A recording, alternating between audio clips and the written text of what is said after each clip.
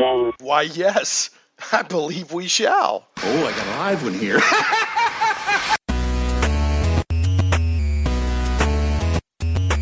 All right, everyone, welcome back to Shane Plays Geek Talk, a journey into the things we love.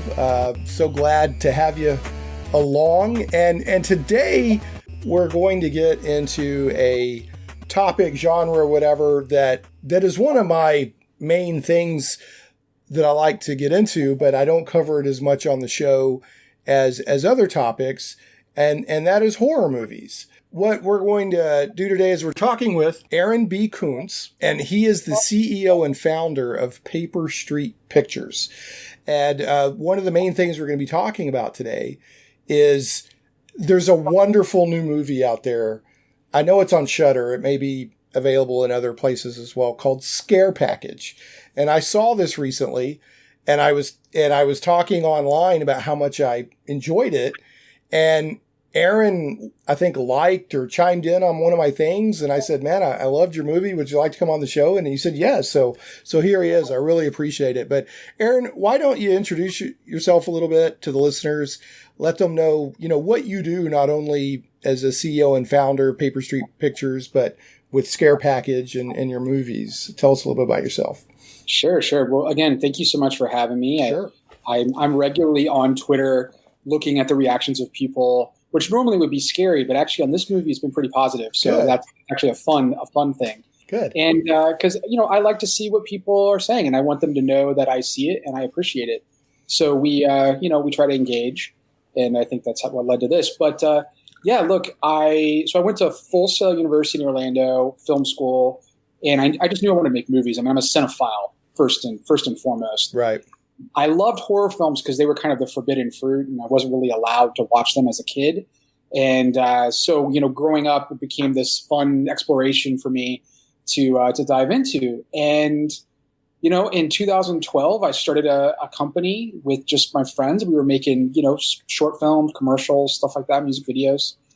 And we made our first feature in 2016, came out in 2017 in theaters, called Camera Obscura. It's a psychological thriller that we released with Universal. And then that was a really tough experience for a variety of reasons, which we can get into if you like. But I'm proud of the film. It just wasn't exactly what I wanted it to be, and for a number of reasons.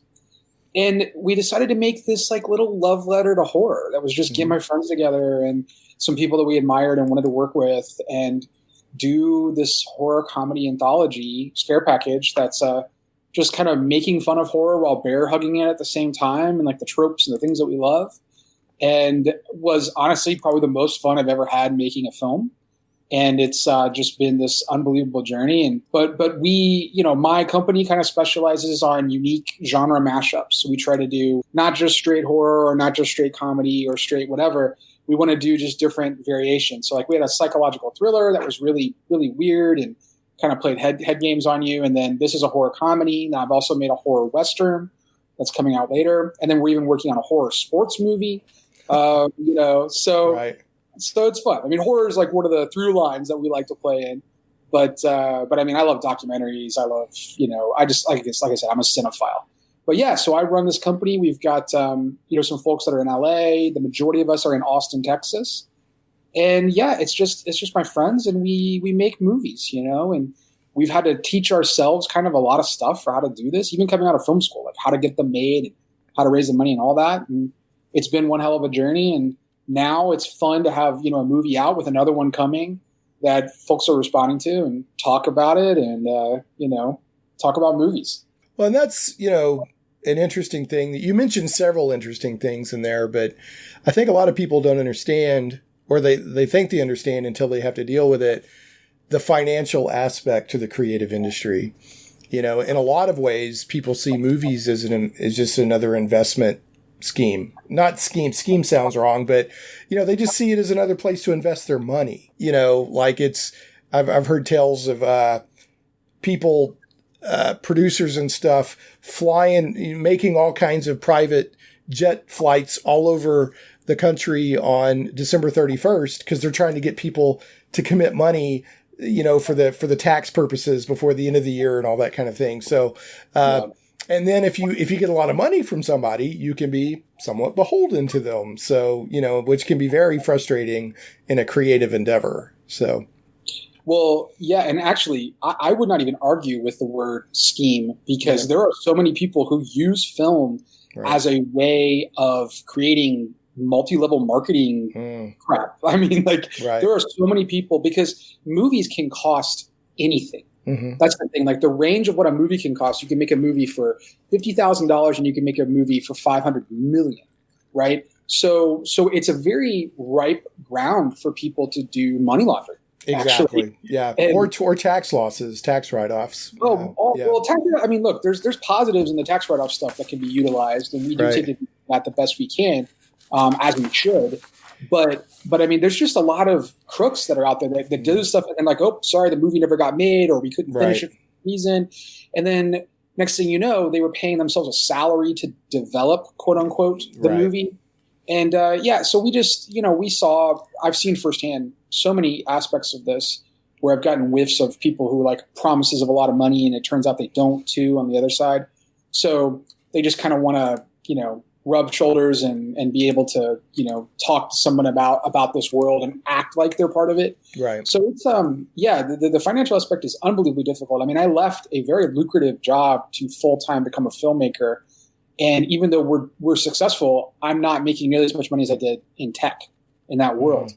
But that's okay because this is all I wanted to do, and I'm so much happier as a result of it. It's it's a minefield out there. It's tough. I believe it, and I think that a lot of people, they'll be like, "Why didn't that movie get made?" Or why did that movie come out that way? Or I think if people really saw how the sausage gets made, despite best intentions, they would be astounded by how many good movies we do get. I mean, because it's hard, man. It's a miracle. There's a phrase that it's a miracle any movie that gets made, and it absolutely is. Yeah. It is so unbelievably hard. It's also completely changed my perspective on movies, because I'll watch a movie and it used to be like, well, that's stupid. Like, why the hell did they do that? That makes no sense. But then you don't understand the amount of decisions that were made in a 5-second span where all this shit hit the fan and there was no possibility of making this work the right way. And they just had to salvage it the best they possibly could. And it's like, well, that's the best that was available because this actor couldn't do this and this generator broke at this time and these things happened there and there's no money to move to the next day. And it's like, okay, well, now you got to make a scene work. I mean, on my horror Western, The Pale Door, I mean, in the ending of the film, there's a moment where a person's like covered in blood. And so, but I had them going into this like blood pit, but then we had to build the blood pit. We had to do all the logistics of that, hire the water crew, hire the safety crew, hire the stunt people. But then it flooded and the blood pit got flooded with the normal water. It didn't have the lining in it. And there were snakes in the pit. Oh my goodness. So we couldn't shoot it. So SAG and our stunt people were like, we can't shoot it, which we shouldn't have been able to. So I was like, okay, well, I can't do the blood pit now, but I've already shot the ending of the movie because we shoot out of order. And the ending of the movie, they're covered in blood. Right. So now it's like, okay. And I literally have one day to come up with how to make this happen. Now, we were dealing with supernatural aspects, so we had it rain blood. And that, but so that seems like an easy fix. But then, no, you got to get a water truck the night before. We were in Guthrie, Oklahoma. We're driving 15 miles in every direction to get every little piece of like red food coloring that existed in the entire like Tri-County area, literally. Yeah. And it just became this unbelievable ordeal to make happen the next day. And then people now watch the movie like, and I just laughed because it was like, oh, cool. Blood, like it rained blood. That's cool. And like, I'm like, oh my God, do you have any idea? Do you have any idea what led to that? Yeah. Do you have any clue how hard that was to make that happen? Yeah. Movies are, I mean, the more I learn about how movies are made, the more it just stresses me out thinking about all of the project management and engineering and problem solving that has to occur constantly and under strict rules of like unions and this and that. And I mean, it's crazy. So, but I'm not saying that the entire process is not fun. I know there's got to be some amazing moments making movies as well. But the amount of work and the amount of like I said, sausage getting made is just mind blowing to me the more I, read up on it.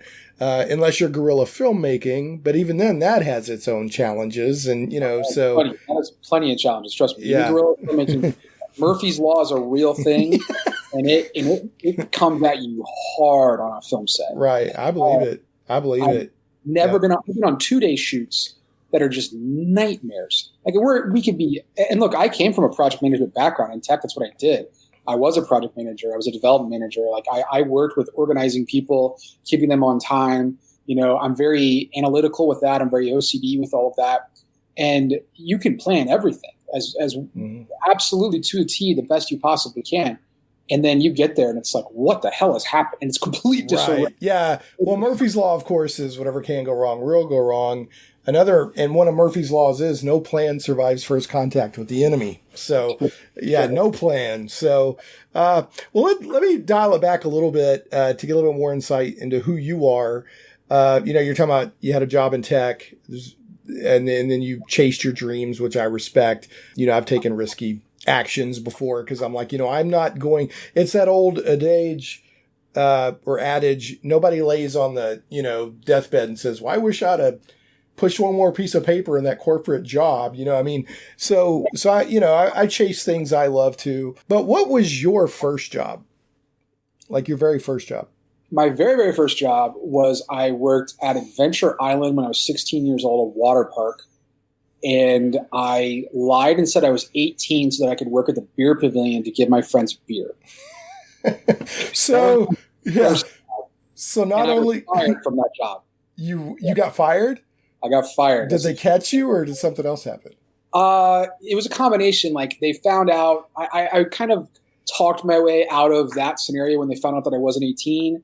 And then they, because even though it was 21 was the age, but like 18 to be able to serve or whatever there or work in that pavilion. But then there was another thing that kind of came up with, I had to turn off the water to this particular slide. They were doing these tests. And I was 16. I was just a lazy 16-year-old. I just was not giving a shit about anything. And I didn't count the right nozzles. I turned off the water to the wrong slide when they were doing tests. I think they were cycling water, so nobody went down a dry slide from 100 feet in the air.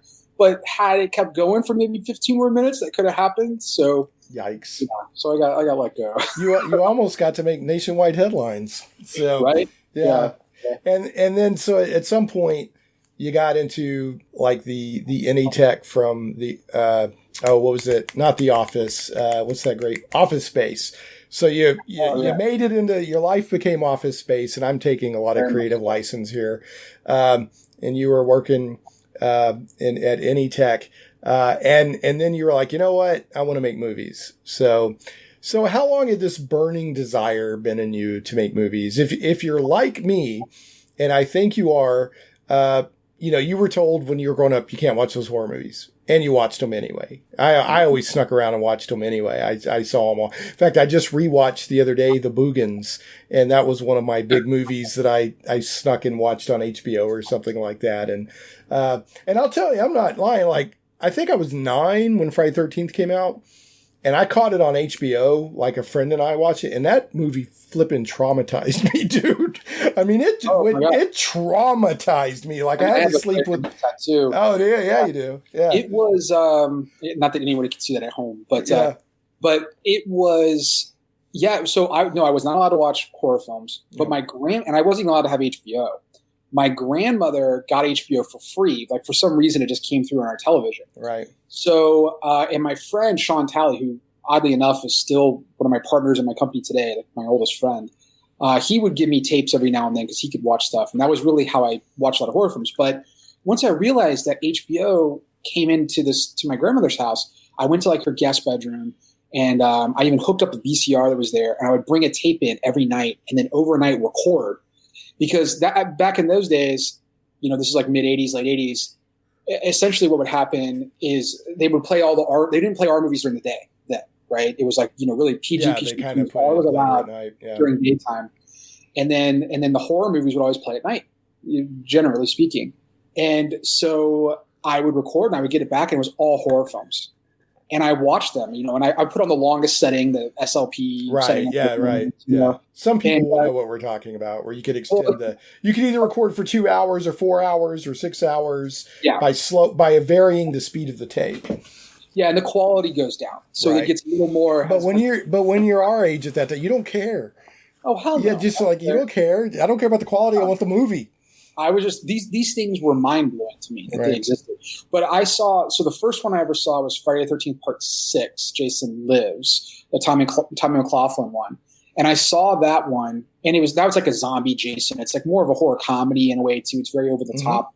And just really influenced me. But he scared me. Like Jason scared me. And I had a reoccurring dream for, a really, really long time. And I remember it so vividly right now, where I'm running through the woods and Jason is chasing after me, walking, of course, but he's gaining on me.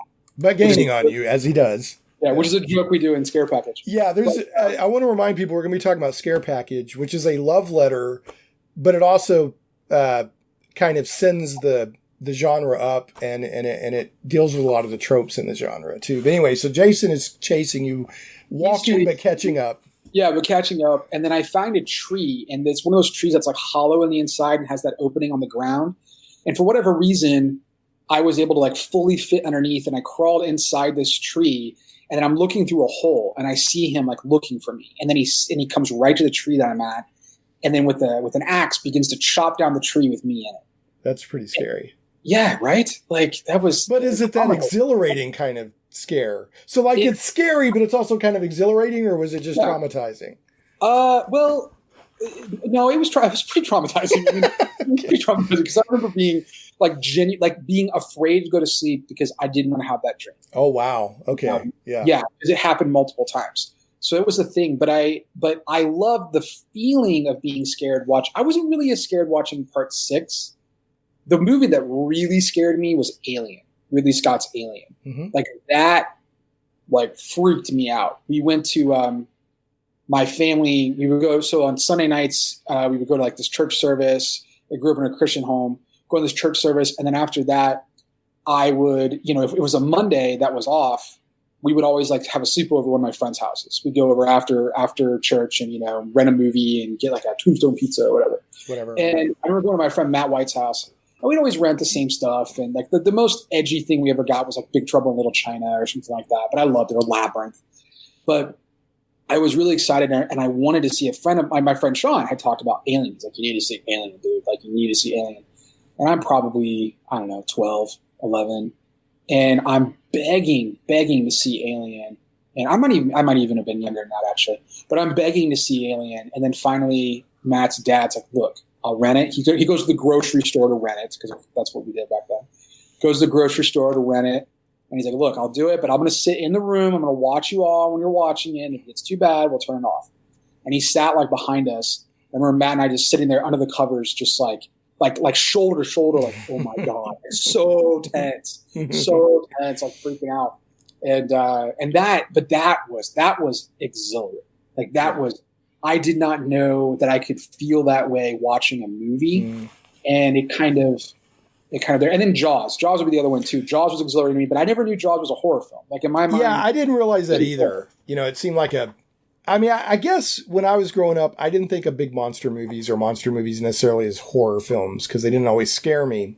But I will say the scene where the head comes out of the bottom of the boat in Jaws, that I think that gave me nightmares. But the rest of the movie I didn't see as scary. So the Kidner kid, when the Kidner kid gets killed on the raft, that scared me. That absolutely scared me. Yep. And that original scene, which I wish I could see, they got deleted. The real attack that they filmed and then they cut out of the film because it was too graphic. It was too hard. They were too hardcore. So there's images of it, and they're haunting. But Jaws is straight up a horror film, by the way. It is. It was a blockbuster, one of the first blockbusters, but it was a horror film. I literally remember, I can remember when Jaws came out, it literally affected people not wanting to go into the water for a couple of years. Literally, I remember that. Not joking around, but seriously, people did not. It gave people a fear of the water. Yeah. It really did. and it was mind blowing. So you had Alien, that was a big one for you, and Alien's straight up a horror movie. It's got sci-fi elements, but that's straight up a horror movie. It's horror. It's even got a final girl. So and a final cat. It gets a final cat too, True. right? And a cat that jumped out at you at some point too. Yeah, good old Jonesy. So you had Alien. And is there any other ones that you can remember that really kind of? I mean, there were some like lower quality ones, like Shocker. I remember Shocker, the guy that they electrocuted him and ended up in the TV or something like that. Yeah, he gets killed for so he's on death row. Yeah, and he gets electrocuted in the electric chair, and then like he becomes this like electric killer kind of thing, and right, pretty cheesy. But I saw that. I think I saw that in the theater, man. It might have been Stephen King too. I think Stephen King might have wrote that. I don't recall, but that one had a very distinctive heavy metal soundtrack. I remember that. I think it had a Megadeth song in it. So, in fact, I think there was a Megadeth video but anyway, I'm digressing big time. So that was what I remember. Yeah, I mean, so there were a few that just some random ones popped up. I remember The Shining showed up one night on one of those recorded ones from my grandmother's house. And that was weird. Like, that didn't scare me as much as I was so confused as a kid. Like, what was going on? And but then there were a couple. I think that one also cut off. Like, I didn't have the full movie at the time, so I didn't even know what it was. But there were like one or two scenes that were really traumatizing. But yeah, but all of that was just different. Like, I just didn't know that I could watch movies and feel that way. I just didn't know that there was something unique and it was there. And because my mom was so adamant about I can't watch this stuff, it just made me want it more. Right. And I grew up in the same way. It either made me want it more or I just went around it. I'm not saying, we should respect our parents. I get all that. But when you're 10, 11, 12, you're whatever. You're going to do whatever you can get away with for the most part. Well, and being so adamant, I think really kind of makes them want it. So had my mom had been like, oh yeah, you can watch horror films if you want, I probably would have taken to them to some degree, but I highly doubt it would be where I am now as a horror filmmaker. I mean, I joke with my mom. I'm like, Mom, you created this.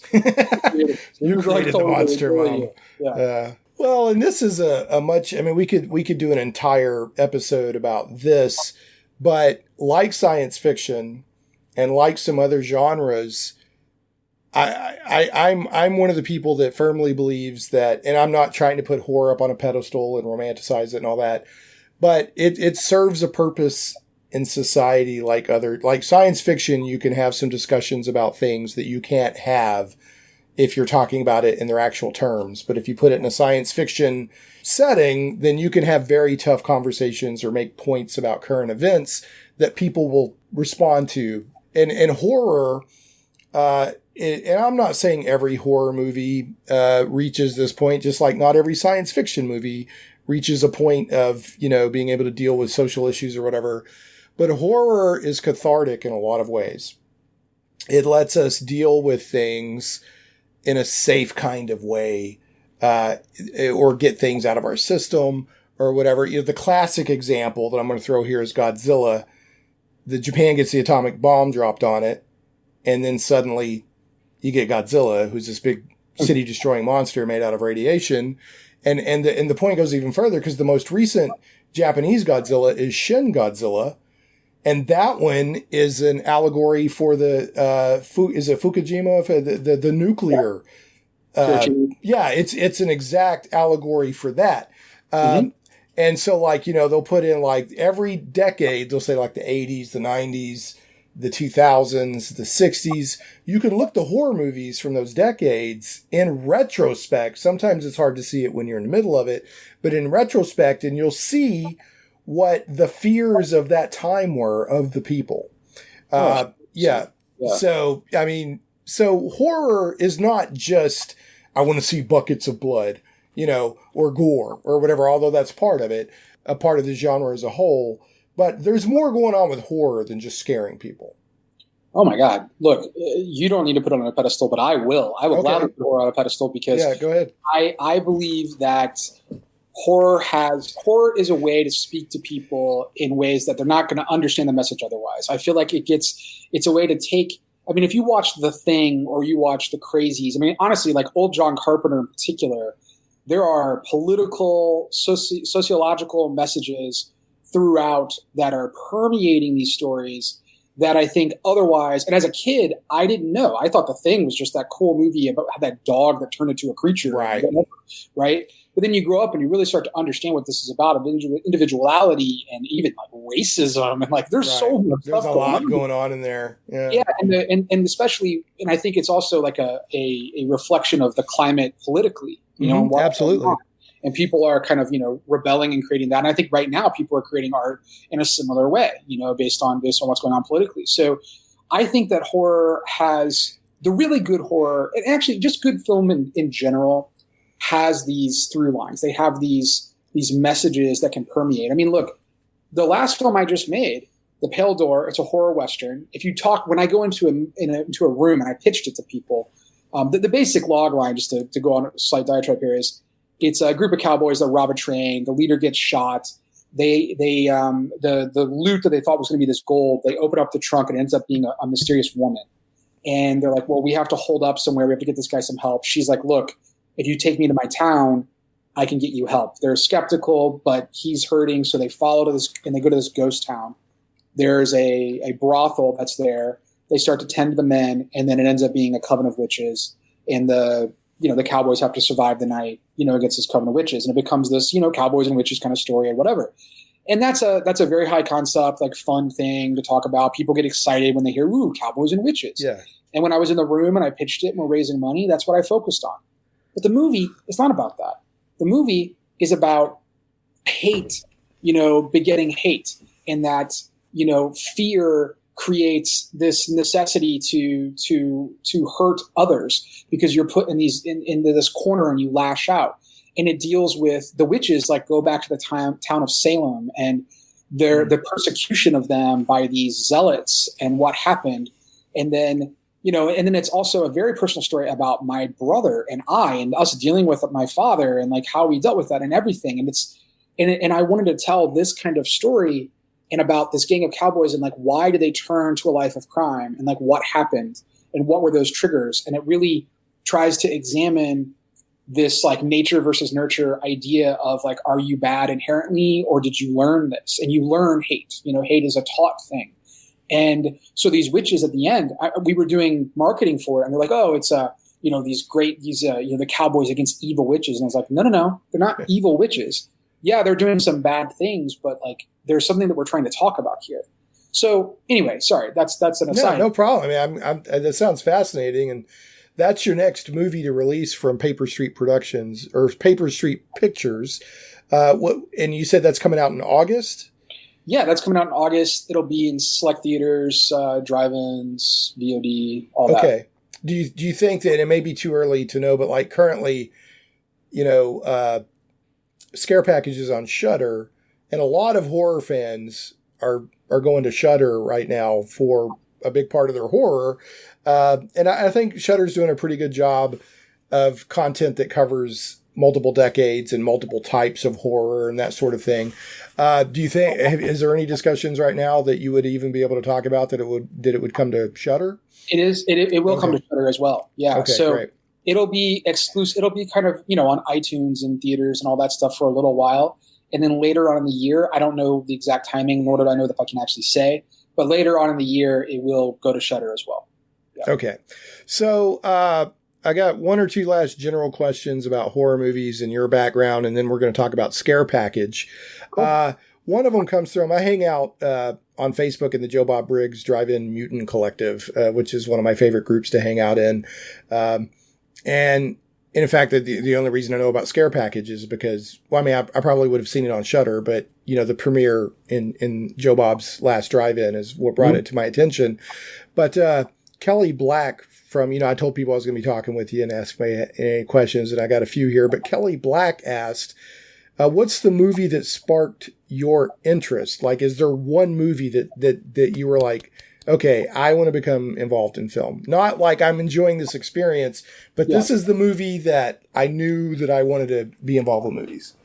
Yes, there's a very definitive example of that. There are two. So to preface that a little bit before I get into the main film that was the catalyst, Jaws is the first. Jaws is like the 1A answer, right? Whereas, because as much as I was obsessed with that movie, I also I couldn't understand. Like, I knew the shark wasn't real, but I couldn't understand, like, how do they do that? And like, how is the camera underwater? Like, just those things didn't make sense to me. And I'm like, well, they're on a boat. Like, how do they make that when they're on a boat in the middle of the ocean? You know, in my head, like, I just could not wrap my head. So you were trying to reverse engineer the movie while you were watching it. Okay. And I've always kind of been. How old was this when you were doing this? I mean, I'm like 10 years old. And you're trying to reverse engineer the movie? Yeah, I'm asking these questions. I remember asking these questions in class, you know, because I wrote a paper about Jaws. And then I learned, and somebody told me about Steven Spielberg, and I learned that this is the person who comes up with the ways to do that. And that like blew my mind that was a job. That was like a real thing. And I was like, whoa, that is interesting. But that got kind of beat out of me as a kid. Because then I was also told, like, that's not something you can really do. That's not a real job. These are unbelievably, and even though it's true, it's still unbelievably rare to make a living as a director. But it was just like not feasible. So I was a writer, and I decided I was going to go into journalism, and that was going to be my thing. But then, you know, later in life, I started to realize that was possible, and then went to film school. But what happened, so I had this passion that had kind of existed and really started with Jaws. And then in 1999, I was with my girlfriend and my girlfriend at the time and a couple of folks, and we went and saw Paul Thomas Anderson's Magnolia.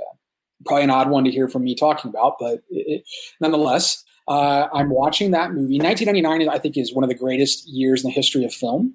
We can talk about that separately, but Magnolia was just this unbelievably important film to me where I watched it, and it's 3 hours and 7 minutes long, and I waited through all the credits. My friends left. I was crying.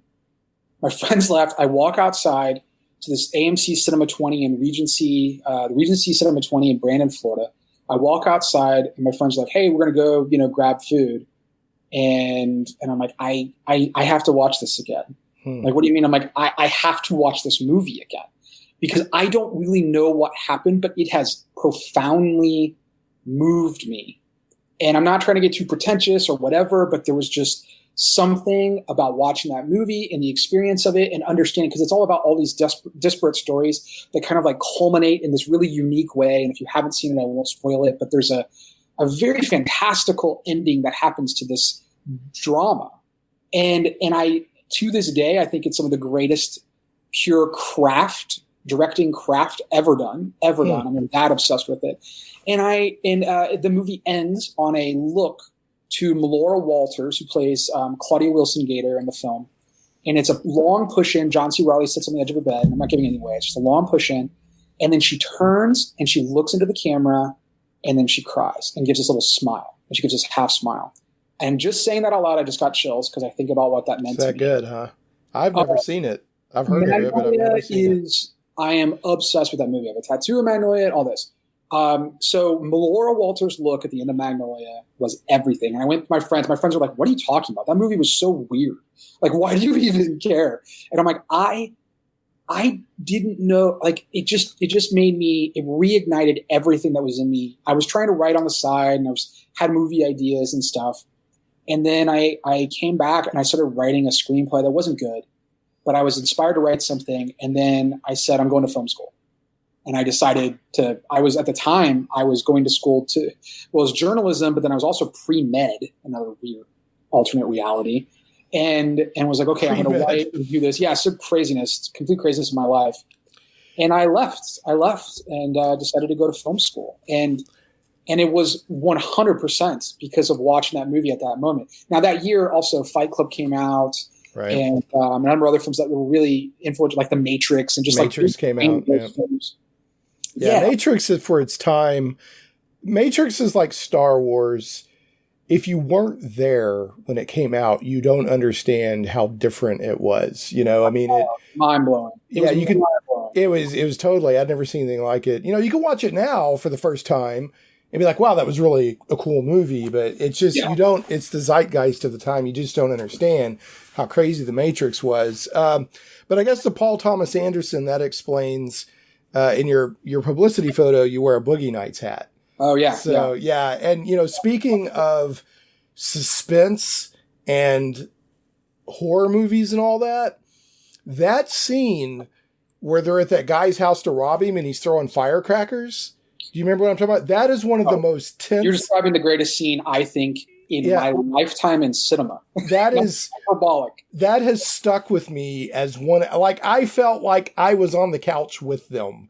I was so tense and stressed out by that whole scene. Throwing the firecrackers. Yeah. It's Alfred Molina, and he's talking to Mark Wahlberg, John C. Reilly, Thomas Jane, and they're playing 99 Luft balloons. That playing on the background, it's looping, and then and it's just there. And there's this absolutely perfect moment. And again, it's just why Paul Thomas Anderson is so damn good at what he does, where the camera kind of moves and it stops, and it sits on Mark Wahlberg, and for a solid minute, he has this blank stare on his face, really zoned out. And they just don't call cut. They let it go and let it be. A thing. And you're just kind of like perfectly in this head of somebody who's so coked out and doesn't know what's going on. But also you can kind of see just the paranoia and then building up the courage. Because right after that, he stands up and he's like, "We got to go," and they're going to rob him. Right. And it's like you're feeling the tension is just. I've never had any. I mean, there's been other powerful scenes in movies. But that one is probably the one that I connected the most with the stress and paranoia. I was so, I was like, But anyway, Magnolia has a couple of those too. Well, I'm going to check it out. Yeah. I very vividly remember the movie poster because of that, the flower with like the faces in it or something like that. Yeah. Magnolia, yeah. But I've never seen it. So I'll check it out. One last general question, and then we're going to Scare Package. What as a director, as somebody who puts movies together and produces them, what did you feel when, which basically a horror movie, a thriller movie, but also a South Korean movie that's subtitled, won the Oscar, Parasite? How did that make you feel? Do you think that like the limits are opening up, or did you think it was like, well, that's kind of a one-off, or you know what I mean? Literally jumped up and yelled in happiness when it won. So keep in mind too, I was at one of the earliest screenings of that movie in Austin, Texas for Fantastic Fest, where they gave us like the glasses that they used to like black out their eyes and all that. And I saw Parasite, and and I even saw Perk Talk, and it just was for Bong Joon-ho Talk. It was. That movie is absolutely amazing. I think it's actually one of the best movies of the past few years in all of cinema. And the fact that, a foreign language film won, I think is a wonderful, wonderful thing, because look, it is the best movie. Like that's what it needs to be. The Oscars, and they rarely are. Let's just be honest. Yeah, it's the first. But the Oscars rarely are the best movie. It's the first time in a long time that I think they actually got Best Picture right. Yeah, it's been a long time. But given the genres you could put that movie in, did that encourage you as a horror filmmaker? Yeah, because he considers himself a horror filmmaker. Yeah, so he made The Host, and he made horror film. I mean, like that's what he does. So this is very much a genre film, So yeah, a genre film winning the Oscar. I mean, now granted, nobody's going to call it horror, and I understand that. You can make that argument. It's fine. Right. I think it's got plenty of horror elements. But then people also don't want to call Silence of the Lambs horror, and that's horror too. That's a horror movie, yeah. Yeah. Well, there's a lot of people, whether it's fair or not, they feel like if you throw the horror label on it, then it loses credence or so, or whatever. But the same thing used to happen. Elevated genre. They created that term out of nowhere. Yeah. It needs to be elevated. Come on. It's garbage. Well, I mean, I can remember when comic book movies were really looked down on, and then they dominated and did some really good storytelling for like a decade. So anyway, I want to move us over to Scare Package, because that is the main reason that I reached out to you. I'll kind of put it, I'll let you introduce Scare Package the way you would want to put it.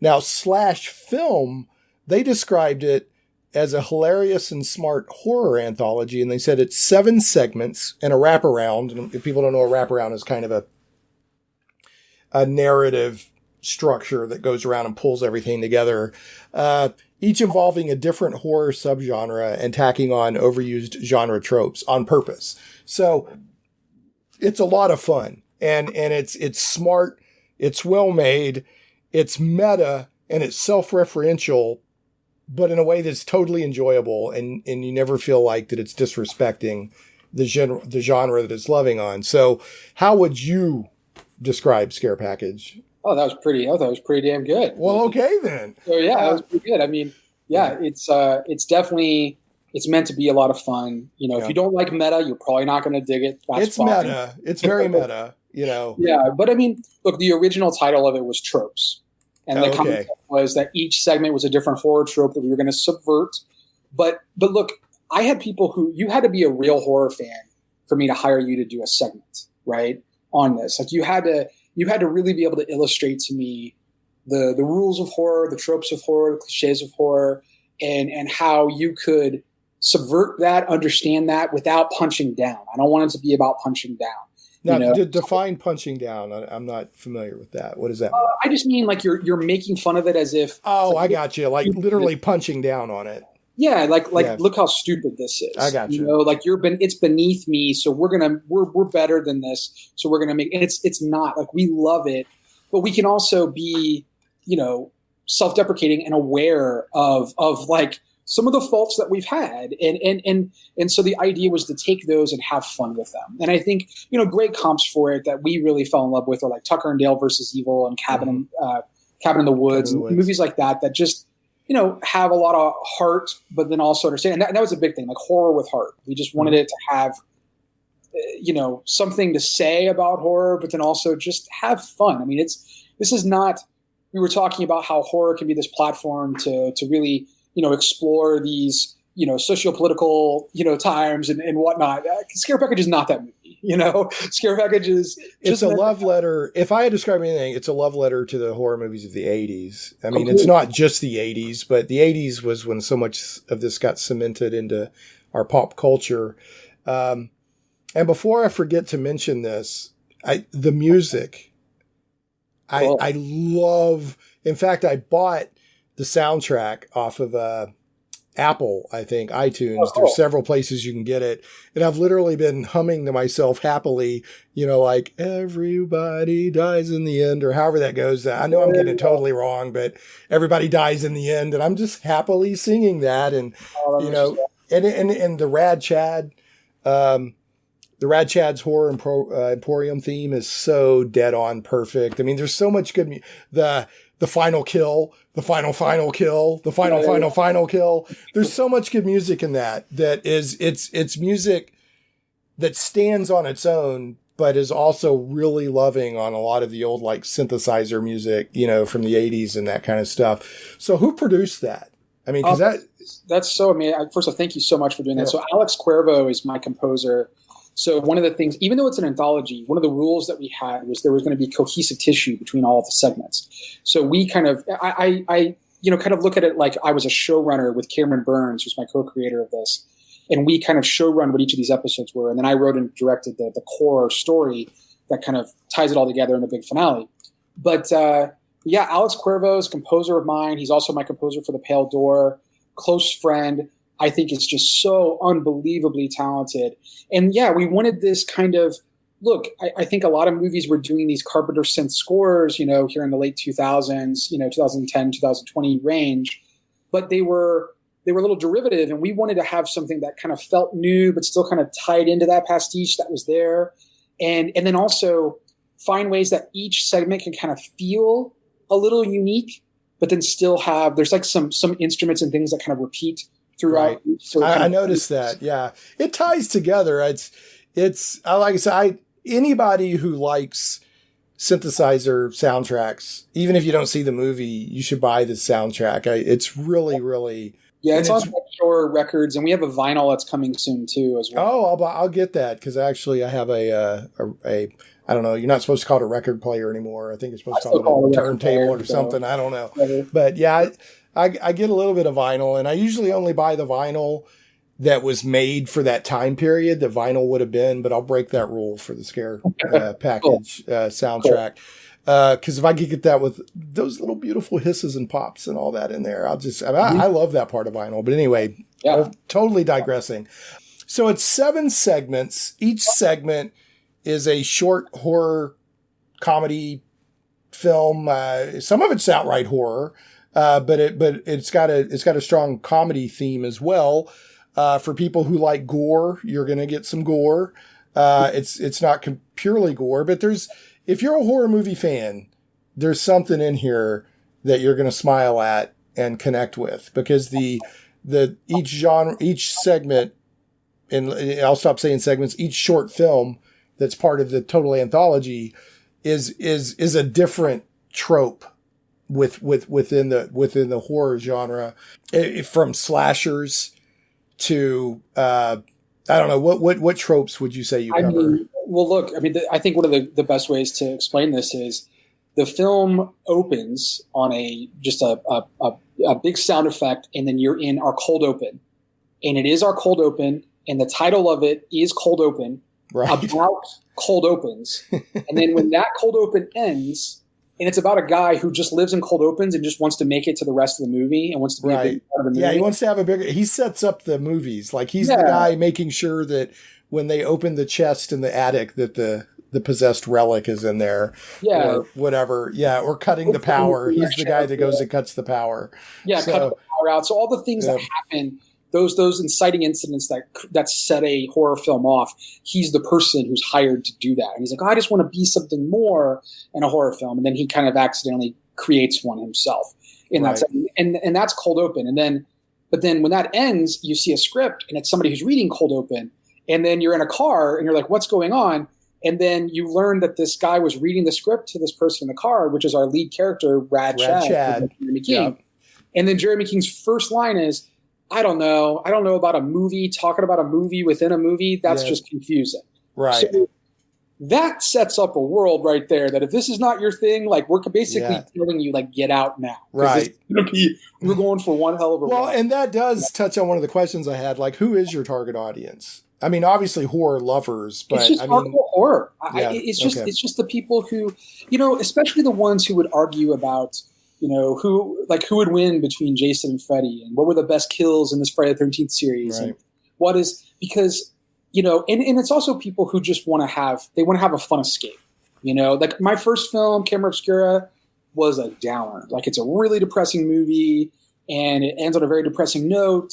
And, it's just like, I was like, man, I kept getting up to do Q&As, and we would do screenings, and I was like, I just didn't have the energy. And I was like, you know what? I just want this movie to end and people just be smiling. I want to see an ear-to-ear grin, and just have fun. It's made for midnight audiences that are laughing, and, but it's a comedy. Like, I'd say even before horror, it's a comedy. It's comedy and then horror. I mean, it's definitely, but it does have good horror moments in it, and it has unsettling things like the mask or the lollipop, whatever, the sucker that they get from that convenience store. I mean, that's a very unsettling, if you really analyze that segment, that short film, that's very unsettling. I mean, there's some creepy stuff going on, but I got to touch on Rad Chad. So, and I think you've already answered one of the questions I had, which was, how did the movie get written? Who chose what for the segments? So it sounds like Paper Street Pictures wrote the movie and produced the movie, and then you hired people to direct certain segments. It wasn't like they pitched you segments to be in it, or no, it's a little more. It's an amalgamation of the two. So we had a number of tropes we wanted people to look at, and then we had some directors that we really liked that we thought would be good fits that had the horror comedic timing, and then also knew how to use practical effects. So you talk about the gore. We wanted this to be like the thing, and the Friday the 13th movies that had these big gore effects, because those were fun, but done in a very fun way. Right. And so can you, as a director, to be able to pull those off, is something, right? You have to know how to do those gags. So we had to find the right people. But we had a list of tropes that we wanted people to work with, and then we said, look, we want you to direct one. And pitch us, like, here's the kind of things, here's some things to choose from. So there was a list of tropes, but then they had some wiggle room inside the trope. Yeah. Well, no, they had freedom to write their version, but we developed it with them. So we were having regular conversations. I'd be like, you know what, actually, and there were times where I was like, nope, actually that joke exists in another one, so we can't use that. And we flat out rejected many submissions that came through, because it doesn't really fit the vibe for one reason or another. And then we kind of show ran that, and then we used a lot of the same producing teams to make that happen. Some of the same makeup effects teams, the same composer as we discussed, the same sound designer, the same colorist. So things that can kind of allow them to have their unique visions for these talented filmmakers, but then also kind of, intertwine them within this bigger story at the same time.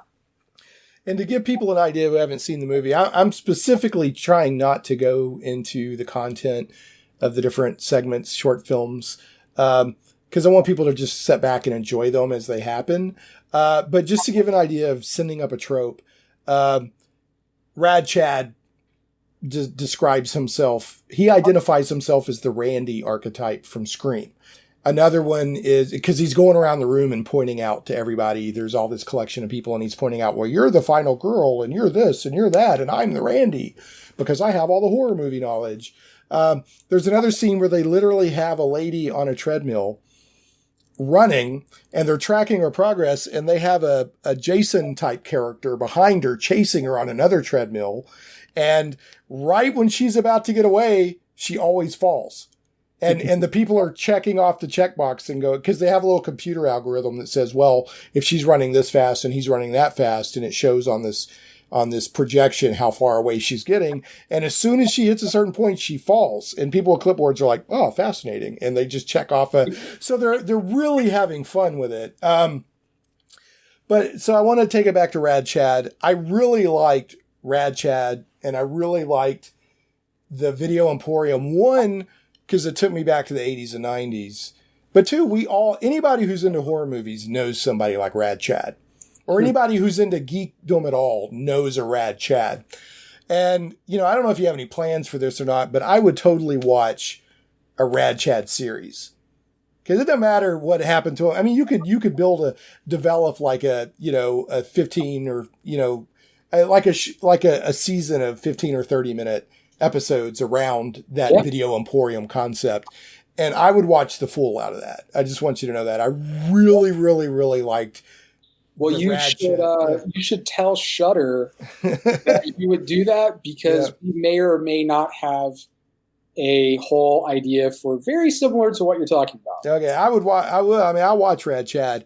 I mean, to me, it seems self-made for a ongoing series of, like a customer comes in and he's like, oh, you got to watch this. And then it takes you into the segment or because, The idea is, it's like an episodic, 30-minute episodic where essentially half of the movie is taking place with Rad Chad, whether at his home or at his video store. Right. And then there's one segment per episode. Right. And but then we would go into it in a unique way. So it's not just every episode at 15 minutes in, a tape gets put in. It's a unique way of like going in and out. Because we try to do that in the movie itself, try and go in and out the same way. So we have Scare Package presents Rad Chad's Horror Emporium, Dude, so, I would watch the fool out of that. I would really enjoy it. Whoever, I don't know if Rad Chad was your creation. I don't know who wrote him. Yeah, it was mine. Great writing, and the actor nailed it.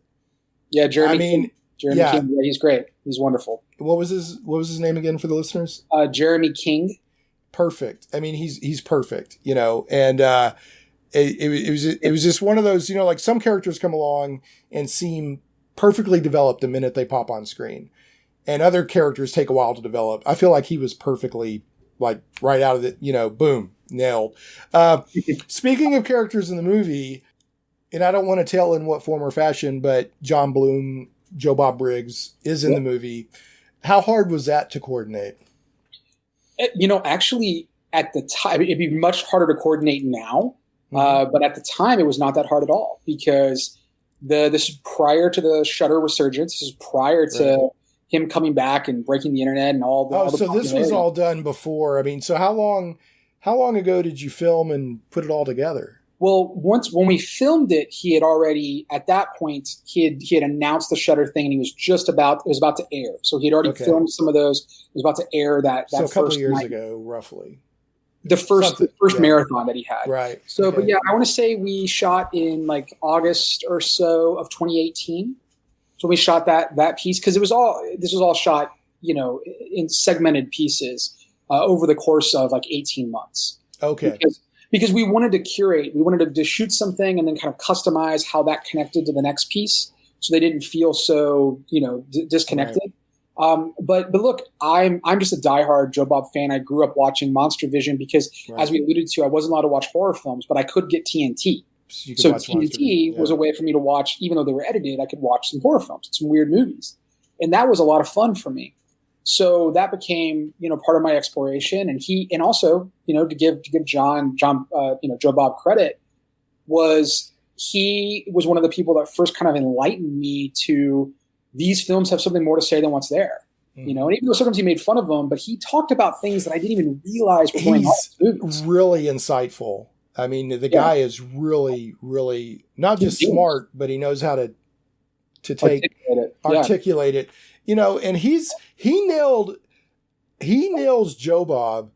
Like, it wasn't until recently, within the past few years, that I knew that Joe Bob and John Bloom were two different people. I mean, he nails Joe Bob like so dead on.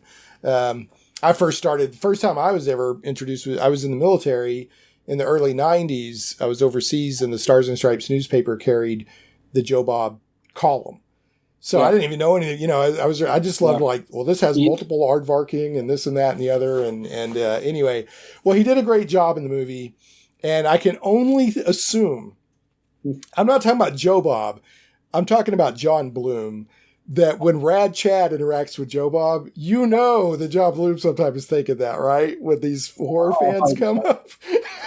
Oh, 100%. Yeah, such a great scene. But anyway, they had a lot of fun. I will say some of the funnier lines were things that Joe Bob, whatever, we talked about and found ways to kind of, because he wanted to make fun of him. Right. So he's like, let's lean into this, and that was written in the script to make fun of him, but without giving away what's said. But there are things he leaned into it stronger. That were very, that I was like, oh, go for it. And as a director, I love when actors they're like, oh, no, this is what my character would do. And I'm like, great, lean into it. Let's go have fun. And it was an absolute blast. He followed me on Twitter because I was a fan. Nice. And, just before, anything had really happened, I just was making other movies. And then I messaged him on Twitter, and he got back to me, and he's like, oh, wow, I haven't acted in a long time, And I'm like, well, I have a plan. And I want you in it because, and then what was crazy is I had a lot of people who had no idea who Joe Bob was. They read the script and they're like, I don't think it's going to be this big moment for you. It was, trust me. There's so many people out there because your target audience is horror lovers. That was my whole thought. Yeah. That was my thought. It's like, look, even if it doesn't land, like if you don't know who he is, let's say you don't know who he is, it can still be funny because we can establish that the Jeremy King character, likes him and kind of has an homage to him, and there's a similarity in some way. So we knew that could still be funny regardless. And my girlfriend at the time did not know, and I was like, hey, just read this and tell me. She thought it was still funny, but then the hardcore horror fans are like, I mean, it happened in theaters when we played at festivals. People literally jumped out of their seats. Yeah, it was great, and it was great because I was when I first caught Scare Package.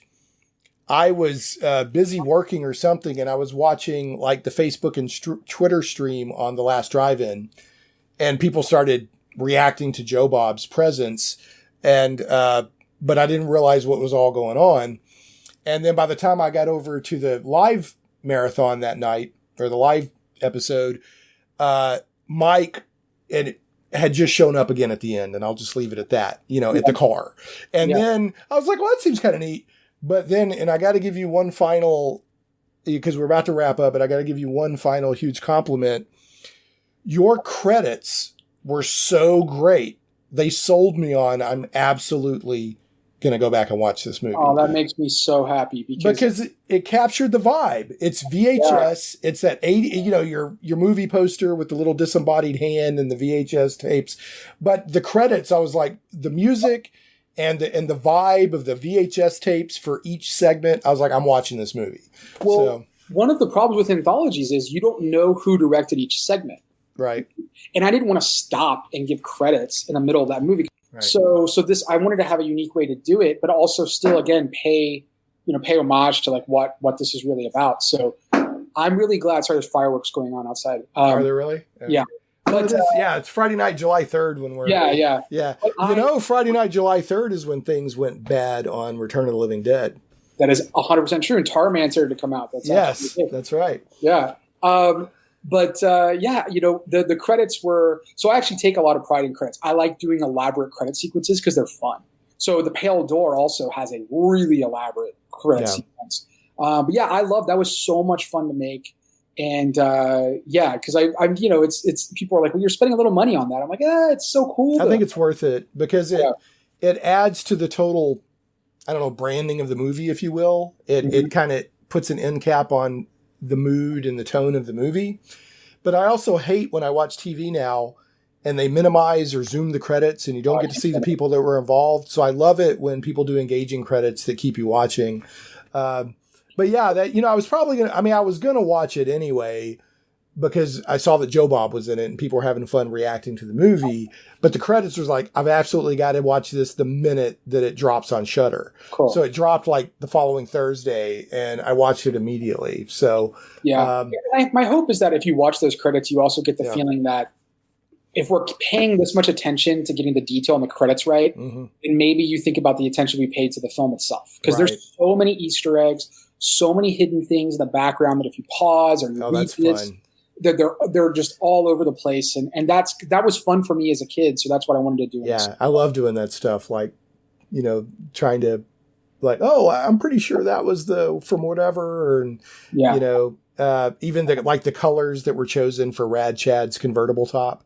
Yeah. Immediately I'm like, and that reminded me of, there was a segment from Freddy's Nightmares a long time ago that reminded me of, there was some blanket or something that was his. I know. I'm digressing. Well, the end of Nightmare on Elm Street is the convertible top coming up with those colors. So that is the actual ending. So we're paying homage to that. To that ending. Okay. Yeah. I caught the colors, but I didn't catch I didn't catch that. There's a lot in there. I got to wrap this up, but before I do, a couple more questions. And folks, I want to remind people, we're talking about Scare Package, which is a really fun movie. I know it's on Shudder, but I had another question. And I got two questions here, more questions from the Drive-In Mutant Collective, the Joe Bob Briggs Drive-In Mutant Collective on Facebook.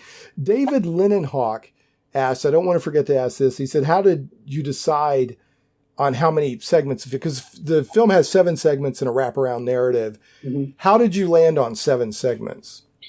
Very OCD of myself in that I watched every anthology I possibly could. I created a spreadsheet of the pros and cons. And it's interesting because Joe Bob made fun of us. He's like, oh, there's so many segments. Normally an anthology is this, but modern anthologies are actually, ABC's of Death has, 26 segments or whatever. Oh, I didn't realize that. Yeah. So there's some that have, 10, 12, Tales of Halloween was a very popular one. And that was a great, I think that one had a lot of segments. It did. I enjoyed Tales of Halloween a lot. Yeah. Holidays had more. So there's a number that have had. So I looked at all of those and I tried to pick what I thought was, we also wanted the times for each segment to be different. So they weren't all 10 minutes or they weren't all 20 minutes or whatever. So you didn't really know when they were going to end. And you didn't really know how, we just wanted to keep everything a little off balance and feel fresh. So yeah, that was curated. That was specially curated about, here's what we need. Here's how it was data driven. It was data driven tropes. Completely. Yeah. Everything in this movie. Yeah, well, that speaks to your background as a project manager. So you're gonna gather data to drive the decisions that are made. So, and we know that it's on Shudder, SHUDDER. I would describe Shudder, if people aren't familiar, as the Netflix of horror. There's and suspense and revenge movies and that sort of thing. And speaking promo code Shut-In, you get a free 30-day trial. So is it SHUTIN? Correct. Okay, just all one word. Okay. Mm-hmm. And the other thing, one final question from the Mutant Collective on Facebook, Andrew Byard, and this is a nice follow-up to the Shudder discussion. He says, curious if there will be a Blu-ray or a DVD release, or even better, a VHS limited edition release. And along with that, is there any other way people can watch the movie right now other than on Shudder? Well, there's not any other way to watch other than Shudder at this time for folks that are in North America. Okay. Overseas, there's other ways. The UK is also just Shudder, but it will eventually be on iTunes, some other places as well. But yeah, we did a deal with Shudder so it could be exclusive to them, so they can get people to subscribe to watch it. And again, free 30-day trial, and then it's like $5 a month. I've been on Shudder for. It's the best. Yeah, for quite a while now. Yeah, we get no money off the people subscribing to Shudder, right? They've already paid us. Right, you got your deal. Done. Right. I think everybody should subscribe to Shudder because it's amazing. And they're also really, really great people who are really trying to do this too. Well, yeah, they're not just trying to make a buck off the genre. They're boosters of the genre. They're creating original content. They're introducing classics of the genre. I just watched The Burning for the first time. Oh, amazing. Had never seen The Burning. And I just watched it a couple of days ago and that's interesting because that was a slasher movie made before, very much in the vein of like the first Friday 13th. Mm-hmm. But it was made before a lot of the tropes were set. There was no final girl. There were two final dudes, you know? That's one of Savini's best effects too. It was amazing, dude. And I'm not going to ruin this for people who haven't seen it, but when they're on the raft and they go up to the canoe, was traumatic, and I'll just leave it at that. That was one of the most insane scenes I've ever seen in a slasher movie.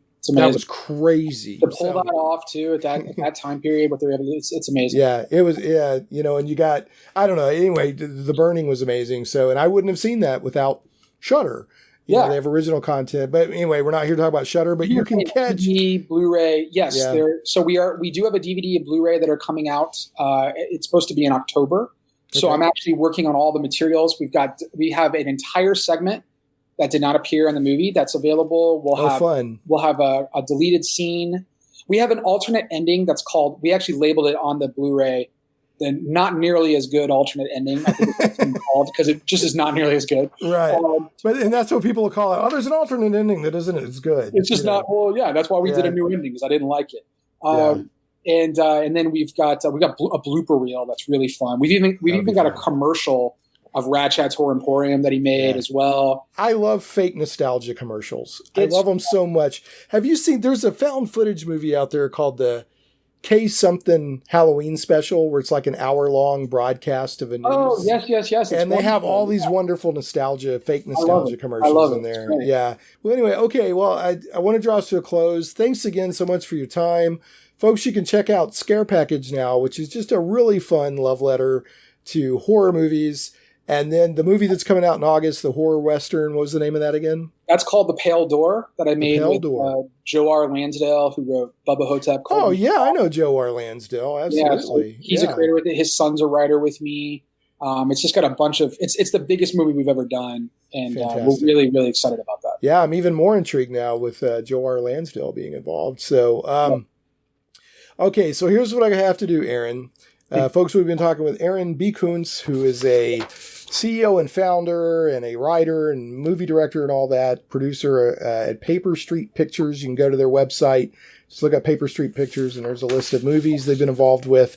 But I have to do this, Aaron. I always end Shane Plays Geek Talk with the bad joke of the week. So, and put your emphasis on bad. This is bad. Let's just get it out of the way. These are bad jokes. All right. Yeah. I picked these out just for you. I got two of them for you. Cool. One, why does Freddy Krueger wear a hat? I don't know. He ran out of scare spray. Okay. Yep. I get it. Yep. Okay. And the second one is, what do Italians eat on Friday the 13th? I feel like I should have guessed this one, but go for it. Fettuccine Alfredo. There you go.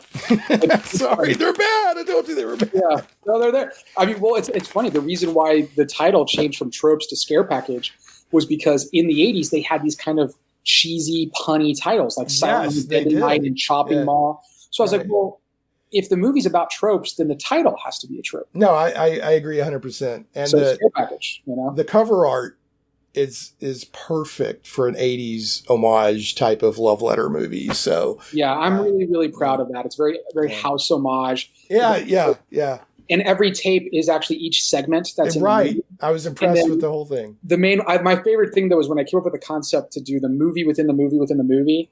Because when you see when he's holding the tape and there's another tape inside that tape and inside that tape, so it's a lot of fun. Just lets you know like how meta and self-referential this is. No, it is, but it's done in a way that adds, in my opinion, adds to rather than detracts. So awesome. Because sometimes meta can take you out of the movie. You still have to have a certain willing suspension of disbelief to enjoy the movie. So completely. Anyway, it sounds to me like you've been happy with the response to Scare Package, so I'm glad to hear that. And, I look forward to more. And, Scare Package is going to be one of those movies that I return to, periodically and recommend to others. So thanks so much for such a fun movie. No, that means the world. All we ever want to do is I just want to make something where somebody can have an escape and get away for a bit. And those are really, really weird times we're in right now. So if Scare Package can be a fun 90 minutes for you, 97 minutes for you, that's great. Yeah. Okay, cool. All right. Well, thanks again, Aaron. And I know you still have a lot of projects on your plate and a lot of hard work. So, best of luck with everything. And I look forward to seeing what Paper Street Pictures and yourself put out next. Awesome. Thank you so much, Shane. Appreciate it. There are certain rules that one must abide by in order to successfully survive a horror movie. For instance, number 1, you can never have sex. Big no-no! Big no! I'm a dead man. Sex equals death, okay? Number 2, you can never drink or do drugs. No, the sin factor. It's a sin. It's an extension of number 1. And number 3, never, ever, ever, under any circumstances say, I'll be right back. Because you won't be back. I'm getting another beer. You want one? Yeah, sure. I'll be right back.